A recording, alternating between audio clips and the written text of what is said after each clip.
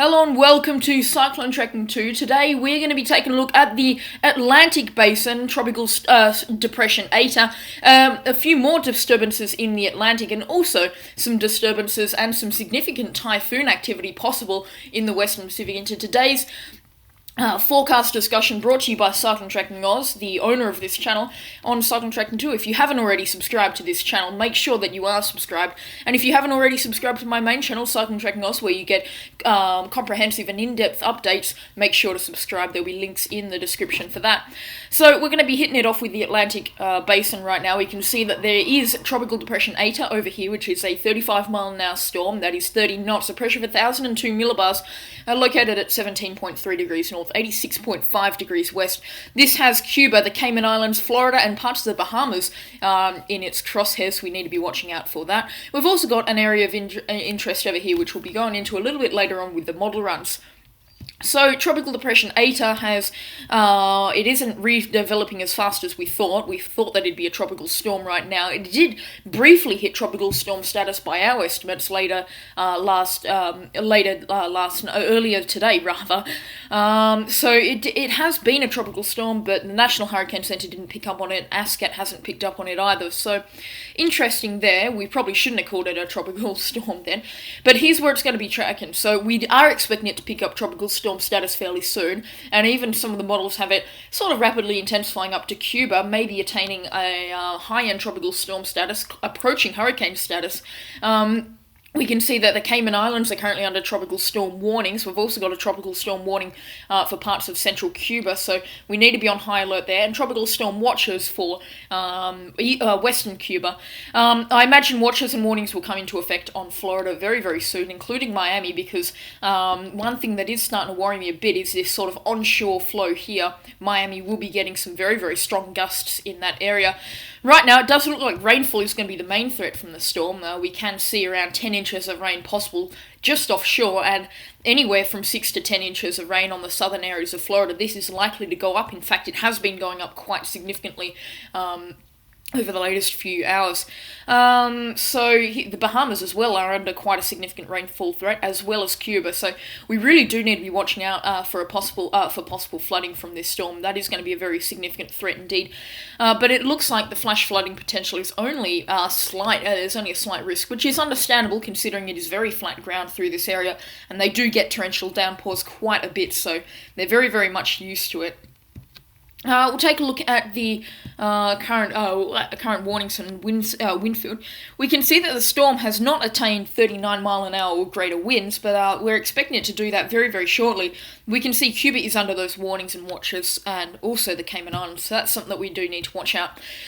The chance of tropical storm force winds, we can see they're now sort of eating into those low to moderates, around 40 to 50% chances now for parts of Cuba where the storm will make a landfall. We've also got 40 to 50% chances for the Keys, the southern Florida Keys, and also eating around to Miami. So significant chances, but nothing too crazy now. The chance of 50 knot winds is fairly unlikely, it looks like, at this stage, but that will probably go up as due time progresses.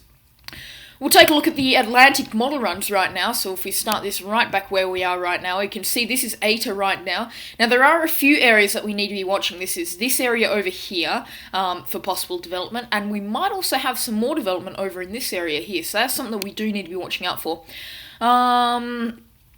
24 hours from now, we can see that Eta is probably approaching the Cuba landmass. It has got itself together quite well, and we can see a lot of pinks in that area, which is signifying very, very heavy rainfall, so that's something that we need to be watching out for. What's getting me is this sort of very disorganized monsoon pattern now. This is going to be moving in here, and we know how favorable the Caribbean is for development, so we are likely to be seeing some very, very significant storm activity in this area. Keep playing it through, we can see this monsoon activity quite organised now. And we can also see a low pressure system developing here. Now we are 60 hours out, so a little bit past 2 days, so we need to be watching this area quite closely because the National Hurricane Center says that this is more of a 5-day storm. We've also got this area to watch down here, so it is starting to get a bit more busy in the Atlantic. Now, We are we're now 96 hours out, so we are 4 days out. We can see Eta is approaching the Florida Panhandle right now. It looks like it is a low-end tropical storm, nothing too severe, and it will be because the storm's going to have a very hard time in the Gulf with high wind shear and very dry air, so it isn't going to be having fun in there. Now, we've got quite a lot of monsoonal rain over here. Now, this has the chance and the potential to organise itself. We need to be watching this closely as well. Plus, this storm here, which looks to be disconnecting itself from this frontal system. Now, this is what could be Theta. Now, we keep looking at this, keep playing it through. We can see that the storm slowly stalls down here.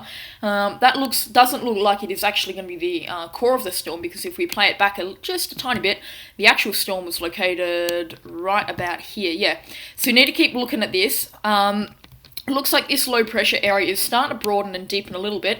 We've also got these low pressure areas here and this here, so we need to be watching this very, very closely indeed.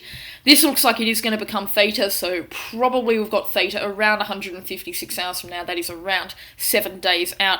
Now, we really need to be watching this out here. This is long-term development, so we're not expecting this within the next week. But we can see this monsoonal activity slowly start to organise, it looks like. We've got two areas of low pressure start to spring out, and another one which looks like it could be forming over there. And if we keep playing it through, we can see this low pressure area forms. This is a broad low pressure area here. This we need to be watching out for more fast tropical storm activity, brief tropical storm activity, and it looks like we will attain tropical storm activity before being ripped apart by dry air and high shear. This looks like it is slowly starting to deepen a little bit. It's taking its time, all right, and then finally it develops around 276 hours from now. So that is well over 10 days out. So very unreliable to say that this is going to develop, but it is something that we really do need to be keeping a watchful eye on. And then it goes into Nicaragua and Honduras as a moderate tropical storm, but we know what Eta did. It could go into Nicaragua as a Category 5, which would be devastating indeed. Playing the model run through a little bit more, we could be watching this storm again. It looks like it is redeveloping, and it does look like it forms into something slightly significant, something that we need to be watching, of 994 millibars, which is definitely tropical storm status, and it looks like it's got good organisation as well. We could also be watching this storm and this storm here, so is there the potential for a very active late season through November where we get multiple storms, up to 6 storms? We're definitely not writing that off now. Taking a look at the Western Pacific, because that is another area of interest that we need to be watching. We've got some significant typhoon activity after Super Typhoon Goni ripped through. We need to be taking a look out for this. So right now I've got Atsani over here, and Invest 92W, which is, I think it is a 40 or 50% chance right now. It should develop very, very shortly, actually, as it crosses through the Philippines. So it doesn't look like there's anything happening in the next 2 days, but we see this low pressure area start to organise itself. This is something that we need to be watching as well for activity. This storm has the potential to be very, very dangerous indeed.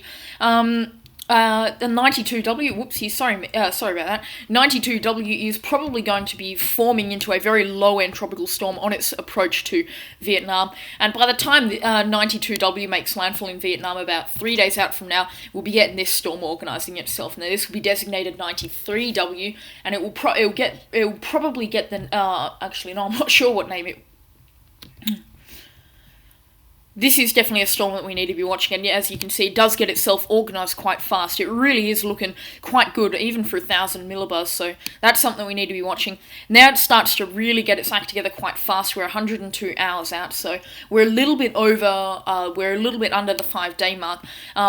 5 days out from now, we can see now, 5 days is pretty reliable with the GFS, I've got to say, and they're very, very confident with a typhoon starting to develop. That's definitely a typhoon that we're seeing right now of 962 millibars, so quite a deep typhoon that is rapidly intensifying to something very, very dangerous indeed, and if we play it through, it's losing about 10 millibars every 12 hours, so that is a rapidly intensifying storm.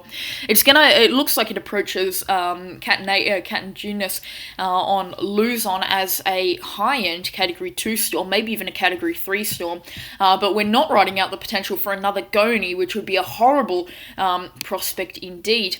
The storm will definitely make landfall. It will move inland through Luzon, and it will most likely get absolutely shredded up by those mountains. It will get tonked by those mountains in Luzon. But it does look like it's got a bit of a chance in the South China Sea, but wind shear looks to be a bit of a intruding factor. It's then going to impact Vietnam and probably be taken away up north to be dealt with. But apart from that, there's really not much else that we could be watching in the Western Pacific, apart from maybe this system here, but we're not 100% sure with that, and it looks like it dies off very, very fast, although we do have a tropical wave starting to form here, so if we play the model run through a bit, it doesn't really look like it gets itself together, but we know how fast that can change, and we know how much uncertainty there is with models. I mean, Goni was forecast to be a mid-range tropical storm, and it made landfall as tied second most strongest storm on record, so really something we need to be watching out for. We'll check the JTWC's page for now, but that will probably be it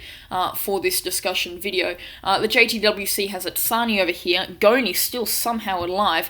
We will take a little look at Itsani. It's probably going to be doing a little bit of a stally action for the most part over the southern regions of Taiwan, so that could be a bit of bad news. But it will then head down to the South China Sea, and it will be dealt with quite gruesomely by wind shear. 92W is going to move through the Philippines and probably be not too much of a threat to Vietnam, but still definitely need to be watching out for the rainfall there. Thank you so much for tuning into this discussion brought to you by Cyclone Tracking, also on Cyclone Tracking 2. If you did enjoy this video, you can show support by leaving a like, and if you want to show more support than most, you can subscribe. Thank you for watching this. There'll be more discussions on the channel. I'll see you all in the next storm. Goodbye.